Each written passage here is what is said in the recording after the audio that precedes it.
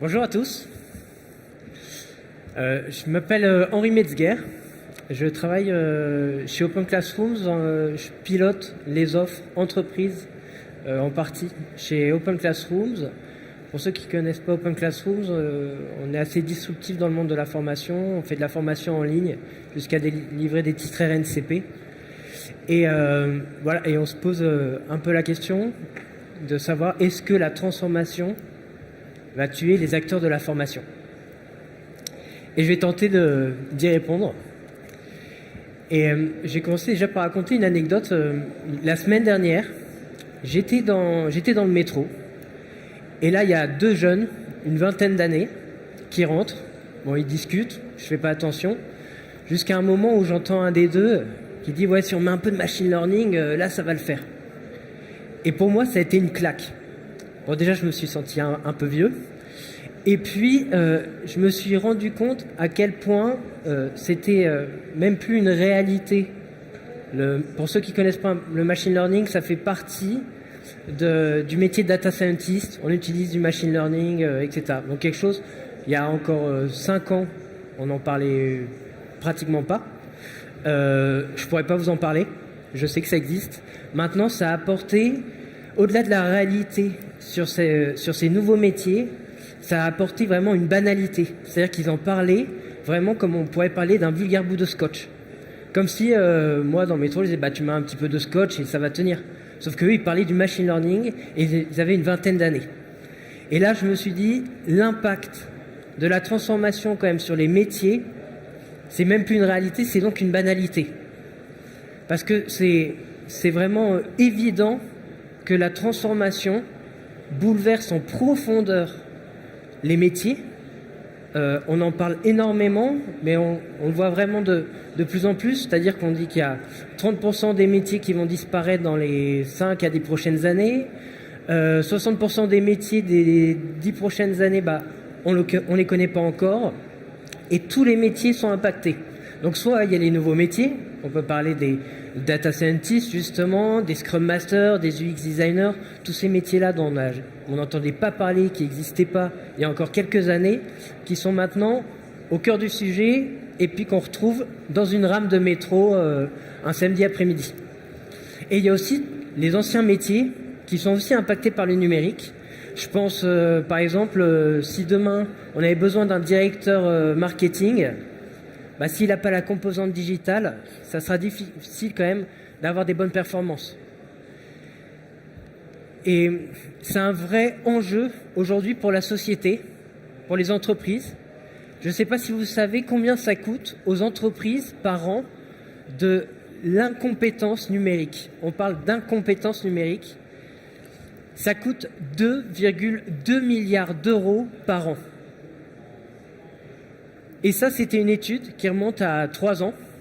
Donc aujourd'hui, je miserais sur le double.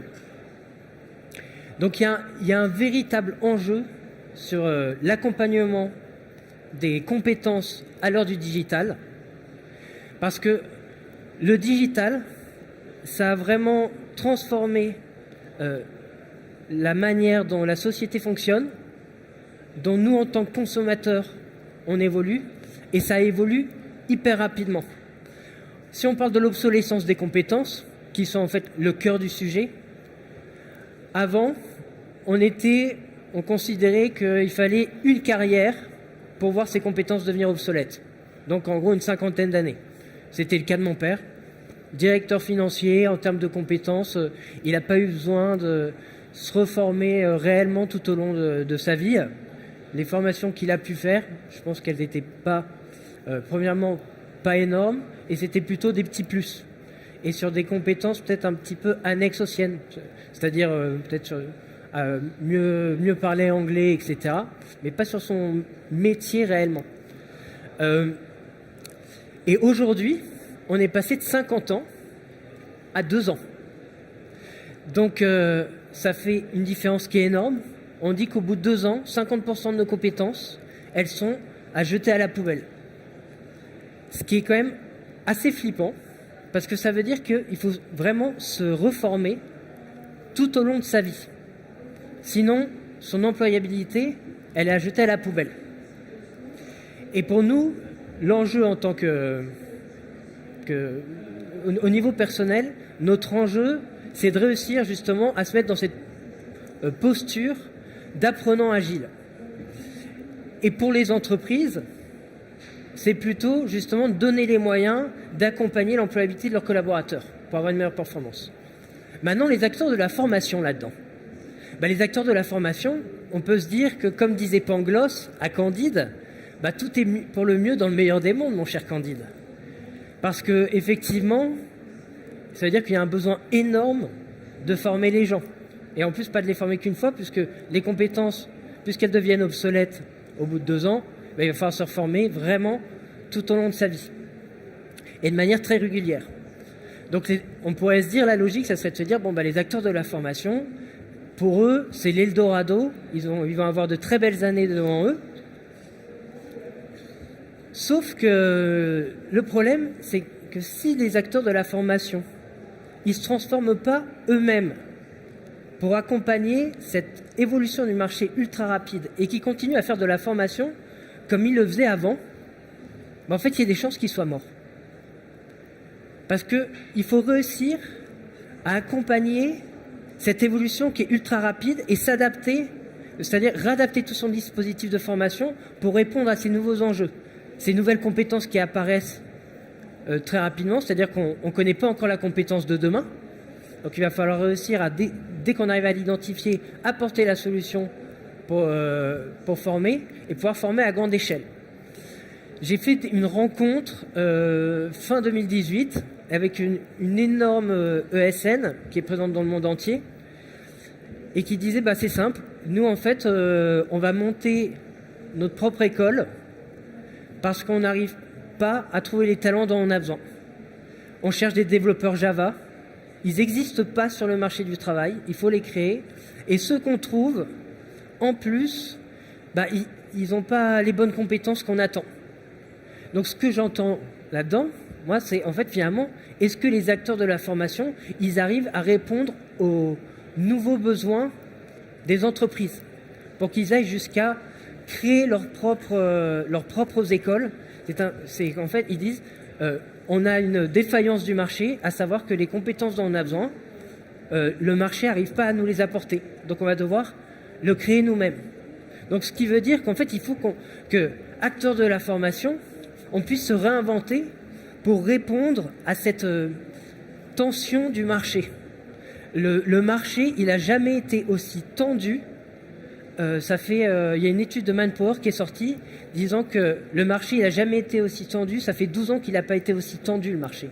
Parce que les talents, on n'arrive pas à les trouver. Il y a une entreprise sur 2 qui affirme qu'ils n'arrivent pas à trouver les talents dont ils ont besoin. Donc en fait, il y a des compétences dont les entreprises ont besoin et en parallèle, le marché n'arrive pas à leur fournir des personnes qui sont bien formées à ces besoins. Il y a quand même on dit qu'il y a près d'1 million de jobs, notamment dans le numérique, qui ne vont pas être pourvus dans les 18 prochains mois. Alors quand même, en parallèle, je rappelle qu'il y a 3,5 millions de chômeurs, des demandeurs d'emploi qui demandent à avoir un job. Donc finalement, si on arrivait d'un coup de baguette magique, à apporter les bonnes compétences à 1 million de ces personnes, non seulement on répond aux besoins des entreprises, on apporte de la compétitivité à la France, et en plus on fait baisser le chômage. Donc le lien entre les deux, c'est la formation. Et ça a pris une ampleur et une place dans les entreprises qui est vraiment décisive. Donc, ça veut dire quoi? Ça veut dire que pour les acteurs de la formation, si on ne change pas, il y a un risque d'être en péril. Ceux qui arrivent à accompagner ce changement, il y a une opportunité énorme à saisir. Et l'opportunité que j'ai expliquée, à savoir aussi bien remplir les besoins des entreprises, donc pouvoir quand même avoir de l'impact et réussir à justement à être une entreprise viable qui fait du business et qui apporte des solutions à ses partenaires, augmenter la compétitivité de la France, faire baisser le chômage, garder l'employabilité des collaborateurs qui sont dans l'entreprise. Donc il y a une vraie opportunité à saisir pour ceux qui vont réussir à la saisir. Parce que le marché, il a jamais été aussi, aussi intéressant et une conjoncture aussi intéressante pour les acteurs de la formation, pour pouvoir se positionner, s'ils arrivent à bien se positionner. Le marché est en tension et on sent d'ailleurs que tout le marché va vers ce besoin, à la fois les entreprises qui crient leurs besoins en compétences, parce que le problème, ça serait de dire, de toute façon, les entreprises, elles n'ont pas besoin de recruter en ce moment. Bon, la question ne se poserait pas. Mais si, elles ont besoin de recruter. Et en plus, il y a des personnes qui demandent à se former. Donc il faut y aller. Et en plus, les pouvoirs publics vont clairement dans ce sens-là. Elles poussent notamment à l'alternance, l'apprentissage. Ça va de plus en plus. Hier, je discutais avec une personne de chez Total qui disait « Bah oui, c'est clair, justement, l'alternance. Il y a notre PDG qui s'est engagé à prendre 5000 alternants parce qu'en fait, on a vraiment un besoin en talent. » Et donc, il y a tout ce marché, notamment des entreprises et des pouvoirs publics, qui convergent dans leurs réflexions. Les entreprises, on a un vrai besoin en compétences, on n'arrive pas à les trouver. Et les pouvoirs publics, c'est justement baisser le chômage, augmenter la compétitivité et donner les moyens à ce que les entreprises puissent atteindre leurs objectifs en compétences. Et pour ça, par exemple, les entreprises, l'État a décidé d'ouvrir le marché en disant aux entreprises, c'est simple, en fait, si vous avez le sentiment de ne pas trouver des solutions, apportez vous-même vos propres solutions, on va vous aider, vous pouvez monter vos centres de formation d'apprentis internes à votre entreprise. Ce qui est quand même déjà une révolution et un indicateur du marché pour dire que le risque, c'est que ce soit les entreprises qui disent « Ok, j'en ai marre, j'arrive pas à trouver mes talents à l'extérieur, et je vais faire ma petite popote interne », comme les normes ESN dont je parlais tout à l'heure, qui se disent « Nous, on va monter notre CFA et en fait, on va faire notre propre bidouille et on va créer nos propres talents. » Donc les acteurs de la formation, finalement, où est-ce qu'ils se positionnent là-dedans ? Et là, c'est ce qu'on va essayer de voir. Et en fait, avant, les entreprises étaient un peu plus passives face à la formation. C'est-à-dire, notamment, si je reprends l'obsolescence des compétences, on mettait une 50aine d'années à voir ces compétences devenir obsolètes. On pouvait avoir un cursus sur plusieurs années qui allait pas trop évoluer, ça allait tourner. Parce qu'il n'y avait pas besoin que ça évolue. Là, aujourd'hui, il y a besoin. Les entreprises, elles sont devenues hyper proactives dans leurs besoins en compétences et les talents qu'elles vont aller chercher. Elles font tous les grands groupes ont d'énormes projets de fonds de Strategic Workforce Planning Management, qui est une sorte de GPEC, mais un peu plus stratégique, où ils disent voilà où on veut aller dans les 3 à 5 prochaines années. Avant, c'était où on veut aller dans les 5 à 10 prochaines années. Sauf que là, de penser à 10 ans, ils disent que ça n'a plus aucun sens. Rien que ça, le temps, le rapport au temps a énormément changé. Et c'est de dire, voilà nos objectifs d'ici 3 à 5 ans, nos objectifs business. Maintenant, quelles compétences on va mapper pour pouvoir atteindre ces objectifs. Et donc, elles font le mapping de leur workforce, le Workforce Planning Management, et elles disent, voilà les compétences dont on a besoin, voilà celles qu'on a en interne, et voilà celles qu'on doit aller chercher à l'extérieur. Et celles à l'extérieur, soit on adapte les compétences qu'on a à disposition, soit on va chercher à l'extérieur. Et quand je dis qu'on adapte les compétences qu'on a à disposition, c'est par exemple, il y a Jérémy Lamry, le fondateur du LabRH, que j'ai entendu dans une conférence, qui expliquait que les data scientists, les comptables, dont le métier est probablement amené à disparaître, 80% de leurs compétences, c'est les compétences de data scientists. C'est-à-dire qu'il suffirait de leur apporter 20% seulement des compétences complémentaires pour devenir les data scientists. Donc des gros sujets de reconversion. Et donc, ce que je veux dire par là, quand je parle des entreprises qui sont devenues proactives, c'est-à-dire, le message, c'est aussi de se dire, si jamais il va falloir qu'elles se passent des acteurs de la formation traditionnelle, parce qu'elles n'arrivent pas à répondre à leurs besoins, eh ben, elles le feront. Parce qu'en fait, elles sont beaucoup trop en tension et elles ne peuvent pas laisser le marché tel qu'il est aujourd'hui. Donc on peut se poser la question maintenant, comment est-ce que les acteurs de la formation ils vont réussir à survivre dans une conjoncture comme celle-là, Mais en fait, il y a plusieurs axes de réflexion. Le but, c'est de se transformer aussi en tant qu'acteur de la formation et d'avoir une approche qui part du marché, le marché du travail. En fait, il faut devenir un acteur de la formation agile avec une approche du UX designer. C'est-à-dire que l'UX designer, aussi bien pour l'agilité d'ailleurs que pour l'UX design, c'est de mettre l'utilisateur final dès le début dans la création du projet pour être sûr de bien répondre à son besoin.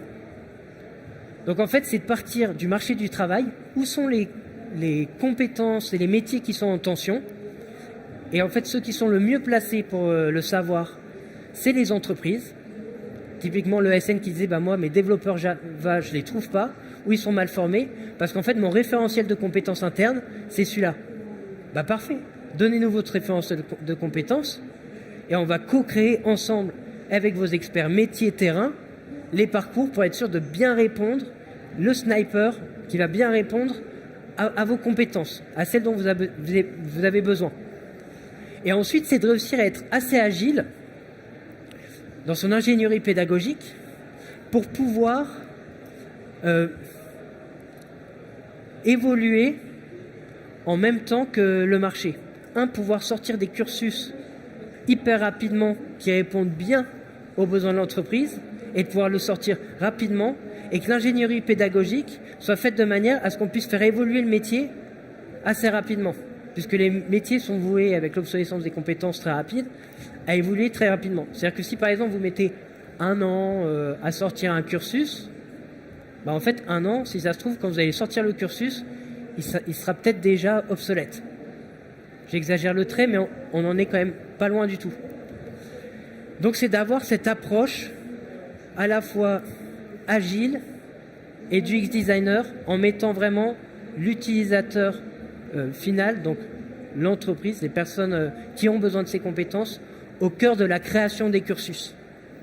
Donc on part du besoin marché, on co-crée avec eux les parcours, voire les cofinancer, parce que bien sûr il y a des histoires de financement, mais là l'ESN développeur Java, nous ils nous ont dit, si vous arrivez à nous créer ce cursus-là, dès maintenant je m'engage à prendre 50 alternants tous les ans. Alors là, mais on y va. En fait, finalement, ça finance la création du cursus. Maintenant, leur question, c'est est-ce que vous avez vraiment réussi à me sortir ce cursus qui répond à ce besoin-là et dans les temps, parce qu'en fait, on aurait dû le faire pour hier. Et en fait, il faut remettre les acteurs de la formation, il faut les remettre... c'est quoi l'expertise des acteurs de la formation? C'est l'ingénierie pédagogique. Et ça, l'entreprise, je reprends le cas de l'ESN parce que c'est un cas qui est passionnant. Ils nous ont dit, voilà, nous on va créer notre propre école, mais on le fait par défaut. Et en fait, on a besoin de partenaires pour l'ingénierie pédagogique, parce que ça, c'est pas notre métier. Donc, les acteurs de la formation, leur force, c'est l'ingénierie pédagogique. Et c'est de mettre cette ingénierie pédagogique au service du marché. Donc, c'est-à-dire qu'il y a les entreprises qui ont besoin de talent et qui savent quelles compétences elles ont besoin. Ensuite, il y a des personnes qui demandent à être employables. Et au milieu, il y a les pouvoirs publics qui sont prêts à financer les formations pour pouvoir augmenter la compétitivité, faire baisser le chômage, etc. Et les acteurs de la formation, ils peuvent mettre à disposition leur expertise d'ingénieur pédagogique pour justement réussir à apporter les bonnes compétences aux bonnes personnes et au bon moment. Maintenant, il faut se transformer un peu en tant qu'acteur de la formation. Donc ce que j'invite les acteurs de la formation à faire, c'est justement de se rapprocher de leurs partenaires, les corporates, pour vraiment cibler avec eux où sont vos besoins, quelles compétences vous avez besoin, et en parallèle de repenser l'ingénierie pédagogique, faire un audit de l'ingénierie pédagogique pour voir est-ce qu'on est assez agile pour répondre hyper rapidement aux besoins de nos partenaires et en plus de répondre hyper rapidement aux besoins de nos partenaires et en plus de répondre à l'évolution du marché au fur et à mesure, en étant très modulaire dans la création des cursus, etc. Et pour conclure, j'ai utilisé plutôt les mots de Henri de Castres. Hier, chez Open Classrooms, on avait un séminaire d'une journée. On a eu la chance d'avoir Henri de Castres qui intervenait. Henri de Castres, pour ceux qui ne le connaissent pas, il a été CEO de AXA pendant 20 ans. Et en fait, il en a fait d'une petite boîte un peu familiale, provinciale, un empire qu'on connaît tous, mondial, qui est le leader de l'assurance dans le monde. Et on lui a posé la question, si jamais vous rencontriez aujourd'hui, mais vous aviez 20 ans, qu'est-ce que vous diriez ? Il nous a dit, je lui dirais que le monde actuel, il est passionnant, il est dangereux, il est très dangereux parce qu'il est plein d'incertitudes. Par contre, il y a des opportunités énormes d'avoir un impact sur le monde pour ceux qui arrivent à les saisir. Et qu'il y a deux types de personnes dans le monde. Il y a les victimes qui subissent et qui ne bougent pas, qui sont un peu paralysés. Et il y a les players, c'est ceux qui prennent des risques, qui sont prêts à se remettre en question et à se réinventer pour changer le monde. Et dans quel camp est-ce que vous vous situez ? Merci beaucoup.